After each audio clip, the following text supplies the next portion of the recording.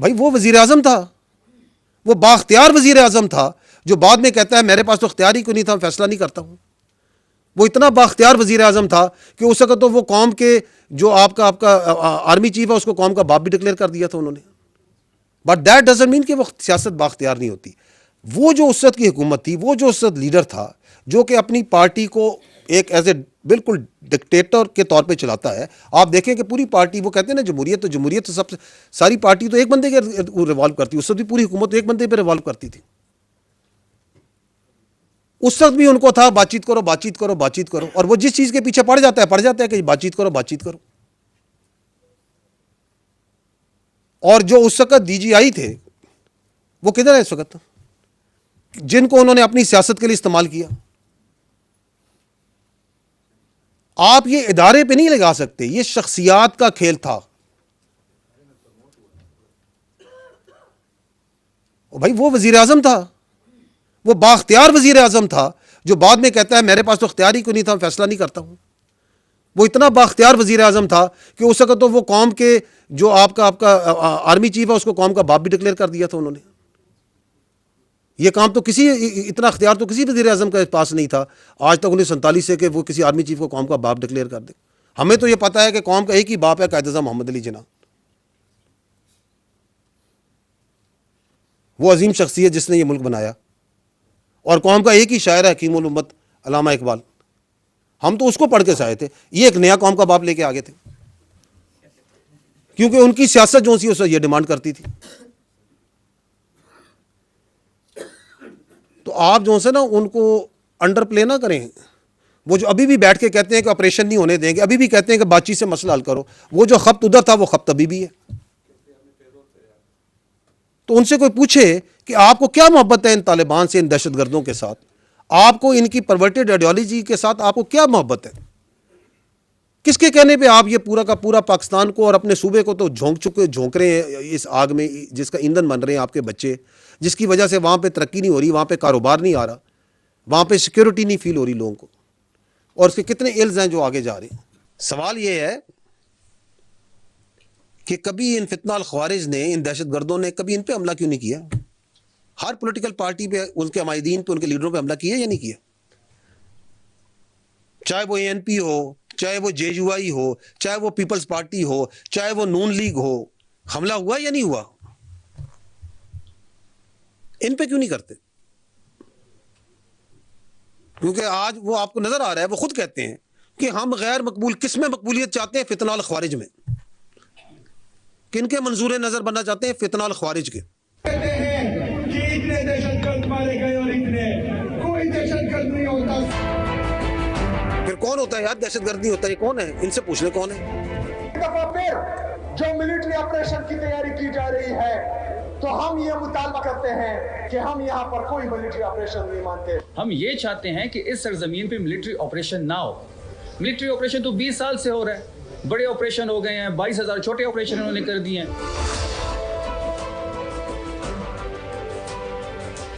ہم یہ بھی دیکھ چکے ہیں کہ ہماری مسجدوں میں یہ سیکیورٹی فورسز جو ہیں وہ کتے باندھتے تھے، جب ہم جاتے تھے ہم کہتے تھے کہ یہ رکیے گا ادھر، ہے، تو وہ کہتے تھے کہ یہ کتے، اور رکیے گا، فرما رہے ہیں کہ ہمیں افغانستان مدد کرے۔ افغانستان سامنے کھل کے ننگا ہو گیا جو افغان طالبان وہاں کی حکومت ہے، کہ وہ امن کرے گا کہ پی کے میں اور پاکستان میں۔ یہ کون سی اپیزمنٹ کی پالیسی ہے جس میں آپ نے کابل سے بھیک مانگ رہے ہیں کہ کابل ہماری سیکیورٹی گارنٹی کر دو، جو پوری دنیا میں تمام دہشت آرگنائزیشنز کو لے کے جو وہاں پہ قابض گروپ بیٹھا ہوا ہے اس سے کہہ رہے ہیں کہ آپ ہمیں سیکیورٹی پرووائڈ کریں گے۔ میں نے تمام سیاسی اور مذہبی جماعتیں، تمام ہر مکتبہ فکر کے لوگوں کو پروونشل اسمبلی کے چل تلے جمع کیا۔ ہم نے ایک مطالبہ کیا، 15 مطالبے تھے، جس میں ایک یہ تھا کہ ملٹری آپریشنز کسی چیز کا حل نہیں ہے۔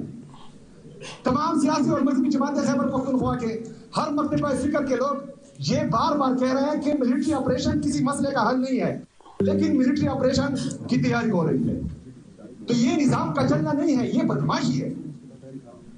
یہ نظام کا چلنا اس کو نہیں کہتے، اس کو بدماشی کہتے ہیں۔ تو یہ بھی ان کا بیانیہ بھی کھل کے سامنے آ گیا اس سال میں، بالکل سامنے آ گیا کہ ابھی جو سا نا، نہ کوئی منطق ہے، نہ کوئی لاجک ہے، ایک پولیٹیکل ریٹورک ہے جس میں دوسرے یا تیسرے سوال کے بعد ان کے پاس کا جواب نہیں ہے کہ اچھا جی ملٹری آپریشن نہیں کرنا تو پھر کرنا کیا ہے؟ پھر کیا دہشت گردوں کے پیروں میں بیٹھ جانا ہے؟ پھر کیا خارجی نور ولی محسود کو صوبے کا وزیر اعلیٰ لگا دینا ہے؟ کیا اس کی بیعت کر لینی ہے؟ کیا ہیبت اللہ صاحب آپ بتائیں گے کہ چارسدہ میں کیا ہوگا؟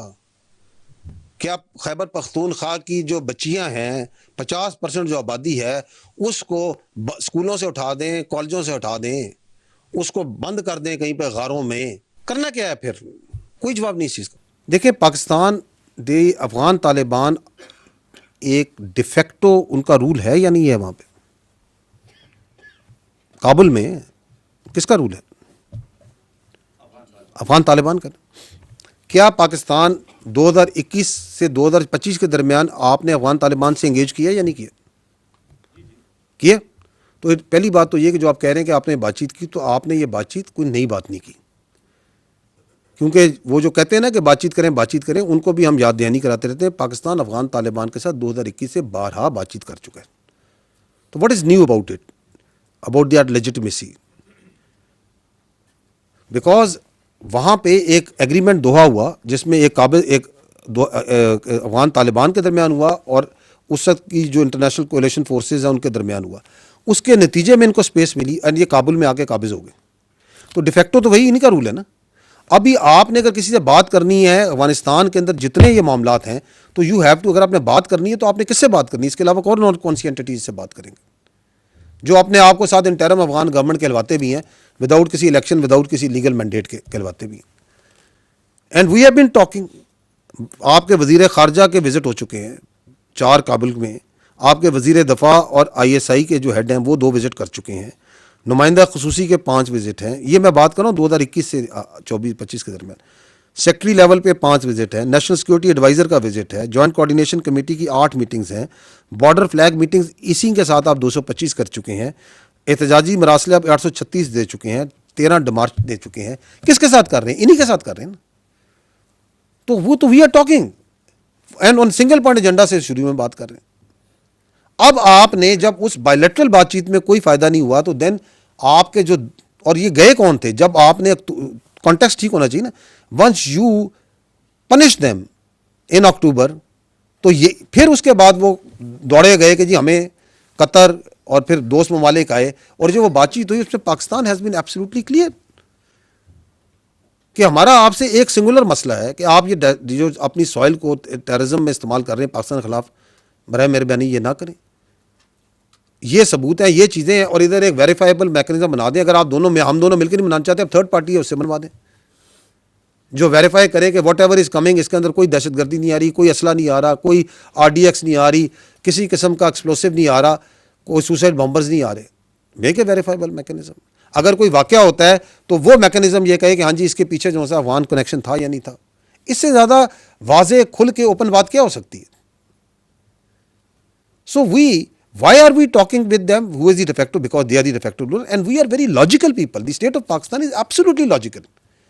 آپ کا جو آپ ڈپلومیسی کرتے ہیں اس کے پیچھے بڑی لاجک ہوتی ہے، اس کے پیچھے کوئی غصہ نہیں ہوتا، اس کے پیچھے کوئی ناراضگی نہیں ہوتی، اس کے پیچھے ایک لاجک ہوتی ہے میرے بھائی۔ And then you are able to explain. تو you have top diplomats who are doing it and who are explaining it کہ ہم یہ کہہ رہے ہیں، ہمارا یہ سٹانس ہے اور یہ سٹانس بالکل لاجک پہ ہے، یہ حقائق پہ ہے، یہ سچائی پہ مبنی ہے۔ وہ کون ہے جو کہ اپنی کوئی ٹرم پاکستان پہ کسی قسم کر سکتا ہو؟ ہمیں اس سے کیا پرابلم ہے کہ یار بارڈر بند ہے، یار بند رکھیں یار۔ اس بارڈر سے جو علتیں ہیں ادر دین ٹیررزم، یہ سوالات انہوں نے کرنے ہیں، ان معاملات کے حل ان کے پاس ہوتے ہیں، ٹھیک ہے؟ This is for them to decide and they have to see multiple things. فوجی جو ہے نا وہ بالکل بلیک اینڈ وائٹ میں سوچتا ہے، سیاستدان جو ہے نا وہ مختلف شیڈز میں they have the ability to think, اس لیے ہم کہتے ہیں وہ all wise. So they know it better in the interest of the state. And let me assure you, let me tell you کہ آپ کی جو حکومت ہے، آپ جو ریاست ہے، وہ اس کے ساتھ پاکستان کے باقی جتنے ادارے ہیں وہ مکمل ہم آہنگی اور لاک سٹیپ میں چل رہے ہیں۔ بٹ اٹ از بیسیکلی ایک ریٹوریکل، ایک پولیٹیکل ایشو ہے، تو اس کو سیاستدان وہ ہم سے بہتر حل کر لیں گے۔ جو آپ نے بات کی کہ پاکستان کی پالیسی کیا ہوگی، تو پاکستان کی پالیسی جو سی ہے اس ریاست پاکستان حالات کو دیکھ کے اسے بنائے گی، اور جو انٹرسٹیٹ ایشوز ہوتے ہیں ان کے اندر جو لیڈ ہوتی ہے وہ ہمیشہ موفا کی ہوتی ہے. وہ جو آپ کے ڈپلومیٹس ہیں وہ بڑا اچھا گائیڈ کریں گے کہ کیا کس وقت کس موقع پہ کیسے کرنا.